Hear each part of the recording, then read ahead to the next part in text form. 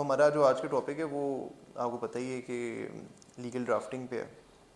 और legal drafting पे जो सबसे इम्पोर्टेंट बात होती है, मैं रिट आज शेयर करता हूँ आपसे कि रिट जो है वो किस तरह ड्राफ्ट होती है। रिट आपको पता है, जो रिट जुरिस्डिक्शन होती है आर्टिकल 199 के तहत होती है। और इसके एंड में जो सब्जेक्ट होता है ना, वो हम लिखते भी हैं under article 199 of the constitution of Islamic Republic of Pakistan. ये आपने देखा 199 की बड़ी वाइड जुरिस्डिक्शन है। रिट हमेशा जो है वो गवर्नमेंट या पब्लिक बॉडी के अगेंस्ट इशू हो सकती है, हाई कोर्ट कर सकता है। प्राइवेट बंदे के अगेंस्ट रिट इशू नहीं हो सकती, वो सिविल कोर्ट में जाएंगे या जिस तरह भी उनका कमर्शियल मामला है तो कमर्शियल कोर्ट्स में जाएंगे। हम ये शुरू जो करते हैं ना रिट में, ये आपके लिए आगे जाके इंटरेस्टिंग होगी, जो ग्रेजुएट्स हैं उनके लिए तो इंटरेस्टिंग होती है।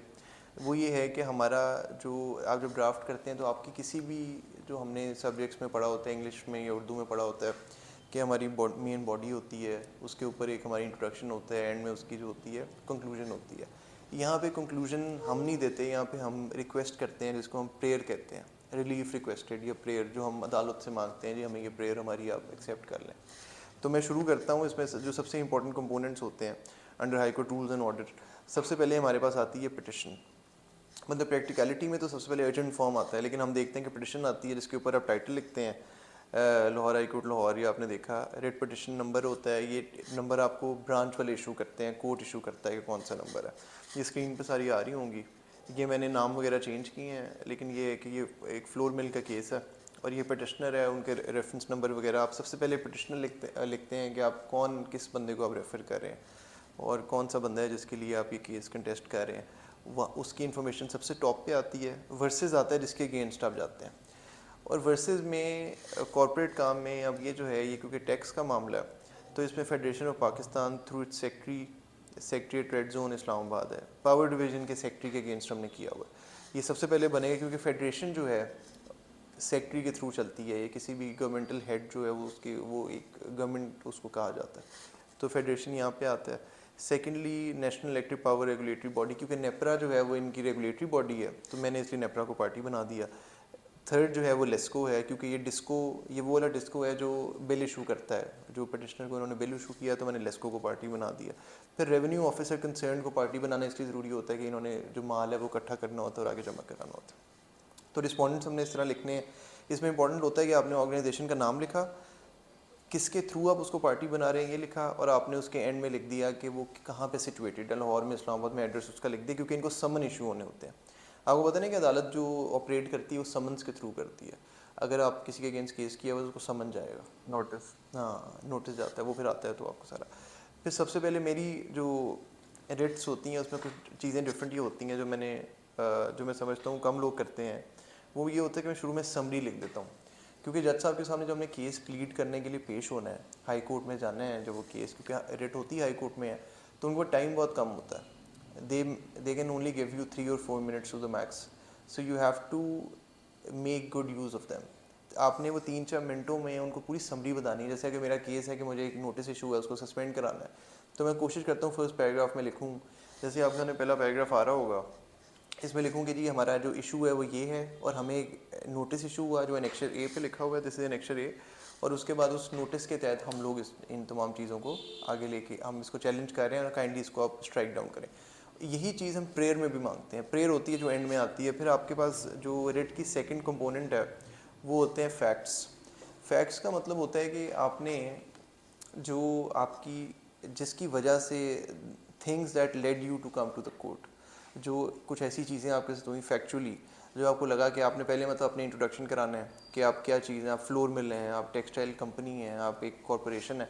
ये आप देखेंगे कि मैंने राइट अवे पैराग्राफ नंबर 2 में क्या लिखा हुआ है, that the billing mechanism of the respondent is that on around 10th of every month reading from the meter is taken down, around 15th and 16th bill is delivered which is payable on 26th and 27th day of the said month. Once the electricity bill is paid off, it becomes a passed and closed transaction between the petitioner and the respondent for the consumption of electricity for the particular month. Past and close transaction हो जाती है जब आप किसी को bill issue कर देते हैं, क्योंकि बिल में टैक्स था तो मैंने उसका इंट्रोडक्शन करा दिया। उसके बाद हमने उनको हमारी जो कंप्लीट फैक्ट्स हैं वो अपने एक जगह पे लिख लेने हैं। वो तमाम चीज़ें एक एक पैराग्राफ में डिवाइडेड होती हैं। कोशिश करना है कि छोटे पैराग्राफ्स हों और कॉम्प्रिहेंसिव और बड़ी एलेबोरेटिव वे में आपने समैरिली उनको डिफ़ाइन किया हो। If you go further, grounds में अगर हम चलते हैं, फैक्ट्स जब ख़त्म होते हैं उसके बाद आते हैं ग्राउंड्स। ग्राउंड्स होते हैं जो जज साहब सबसे पहले कोर्ट में आपसे पूछते हैं कि जी आप counsel what are your grounds for the application for the petition. Grounds का मतलब होता है जो लीगल बैकिंग होती है आपके। अगर मैं ये कह सकता हूँ कि जी ये जो लैपटॉप है ये मेरा है, लेकिन अगर कोई बंदा क्वेश्चन पूछे कि इसके पीछे ग्राउंड क्या है, ग्राउंड ये होगा कि मैंने इसका बिल पे किया होगा या मुझे कहीं से गिफ्ट आया होगा। तो we have to substantiate whatever we want from the court through the power of law. Backing law की होती है, तो फिर उसके बाद आपके ग्राउंड जो है सब्सटेंशिएट होते हैं। तो ग्राउंड्स हमेशा दो इम्पॉर्टेंट जो इसमें आप समझ लें जो मेन बॉडी होती है रिट की, इसमें इंपॉर्टेंट बात होती है सबसे पहले जो है वो एक फैक्चुअल होता है जो जिसमें आप फैक्ट्स बताते हैं, फिर उसके बाद ग्राउंड्स आते हैं जिसमें लॉ बताते हैं। ग्राउंड बड़े इंपॉर्टेंट होते हैं। मतलब ग्राउंड्स में मैं एक सिर्फ आपसे ये सी पैराग्राफ पढ़ूँ, इसमें मेहनत से लिखा गया है। ये मैं लिखता हूँ कि that while determining the FPA the chairman NEPRA has its details descending note attached with the decision which clarifies the whole true picture and monopoly of the power generation and government departments of energy sector and negligence of the electricity supply companies which only affect unreasonably bona fide consumers and the taxpayers. Para 4 of the descending note is reproduced. मैंने इसमें क्या किया कि नेपरा ने एक हमारे पे tax लगाया मिल्स पे। उन मिल्स के ऊपर मैंने पीछे से एक चीज़ डिग डाउन की कि नेपरा के अपने एक मेंबर ने उससे जो है वो एग्री नहीं किया था कि ये नहीं लगाना चाहिए। मैंने उनका वो जो पैराग्राफ था वो मैंने रिप्रोड्यूस कर दिया अपनी रिट में। इससे होता क्या है, इससे होता ये कि इसकी एक पावर होती है, परसुएसिव पावर होती है। परसुएसिव पावर का मतलब है आप जज साहब को जब ये बात उनके सामने रखेंगे तो वो कहेंगे अच्छा इनके तो अपने एक मेंबर ने एग्री नहीं किया हुआ, तो they must be something behind it. वो फिर उसकी मज़ीद जो है इन्वेस्टिगेशन में चले जाएंगे। तो ये ग्राउंड है मेरा, one of the grounds is के इनका अपने बंदे एग्री नहीं करते। फिर उसके बाद आगे थे मल्टीपल लीगल ग्राउंड्स जो मैंने आगे नीचे मेंशन किए। जो ग्राउंड्स होते हैं हमेशा ABC में लिखते हैं और जो फैक्ट्स होते हैं 1 2 3 करके लिखते हैं, ठीक है। न्यूमेरिक्स होते हैं और ये जो दूसरे होते हैं। अच्छा, यहाँ से हम आगे चलते हैं तो आगे इसका जो लास्ट में आते हैं वो आती है रिलीफ रिक्वेस्टेड। जो आपने प्रेयर मांगी हुई सबसे इंपॉर्टेंट होती है। आपने देखा जब किसी से कोई चीज़ मांगते हैं तो जब तक हम उसको क्लियर नहीं करेंगे कि हमें चाहिए क्या, he will not be able to provide us with the thing. तो हमने वो एक चीज़ों को क्लैरिफाई करना बहुत ज़रूरी होता है इसमें।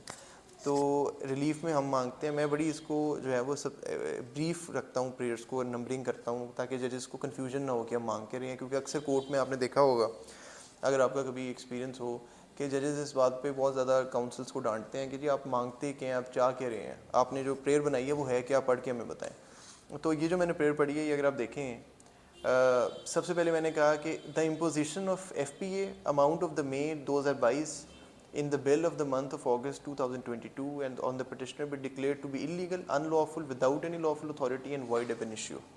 इसमें एक चीज़ मैं बताना भूल गया कि जो रिट होती है ये तब होती है जब आपके पास कोई ऑल्टरनेटिव और एफिकेशियस रेमेडी ना हो। तो लास्ट पैराग्राफ में आपने लिखना होता है हमारे पास कोई ऑल्टरनेटिव रेमेडी नहीं, क्योंकि आप डायरेक्ट हाई कोर्ट को इन्वोक करते हैं। जब हाई कोर्ट को इन्वोक करना होता है तो उसमें इंपॉर्टेंट बात ये होती है कि आपको नीचे या कोई ट्राइब्यूनल या कोई और कोर्ट के पास इसकी जुरिसडिक्शन नहीं होनी चाहिए। अगर किसी और के पास जुरिसडिक्शन है तो कोर्ट कहेगा आपके पास ऑल्टरनेटिव रेमेडी है, वहाँ पे जाए, हमारे पास नहीं आना। तो इसलिए वो एक हो गया। बीइंग सेड, यहाँ पे आपने देखा कि मैंने उनको बताया कि जी हमारा 2022 का जो बिल है ना मई का, इसको इलीगल डिक्लेयर कर दें। सेकेंड प्रेयर में मैंने कहा कि इलेक्ट्रिसिटी बिल जो दिया हुआ है उसमें FPA को इलीगल डिक्लेयर कर दें, ताकि जजेस को पता हो कि जी ये तमाम चीज़ें हमने रिक्वेस्ट करनी होती है। तो रिक्वेस्ट में आपको बताते हैं। तो रिलीफ में आप बेसिकली प्रेयर ये मांगते होते हैं। और ये ज़रा प्रेयर कभी कभी मांग लेता हूँ कि अगर cost of the petition including the special cost under section 35A CPC में also be afforded to the petitioner, any other relief demand deemed appropriate in circumstances in the case में पिटिशन। मतलब आपने ये कहते हैं कि हमें कॉस्ट भी दी जाए, मतलब हम आपको होता है जो रेट होती है उसके साथ एक 500 रुपये का चलान फॉर्म भी लगाते हैं पर पिटिशनर। तो हम कहते हैं जी वो भी अगले बंदे से रिकवर कर दी जाए। ये अमूमन कोर्ट देता नहीं है, लेकिन हम लोग इसमें पूछ लेते हैं, हर्ज कोई नहीं होता। अच्छा, ये होगी रेट ये होती है जो रेट मैंने आपको बताई, ये बेसिकली रेट की पूरी बॉडी होगी। पहले फैक्ट्स होते हैं, फिर ग्राउंड्स होते हैं। आगे जाके जो है ना वो आती है हमारी हर जो भी एप्लीकेशन आप किसी भी डिपार्टमेंट में जमा कराएं, be it high court, be it any other department, उसके साथ एक एफिडेविट लगना चाहिए।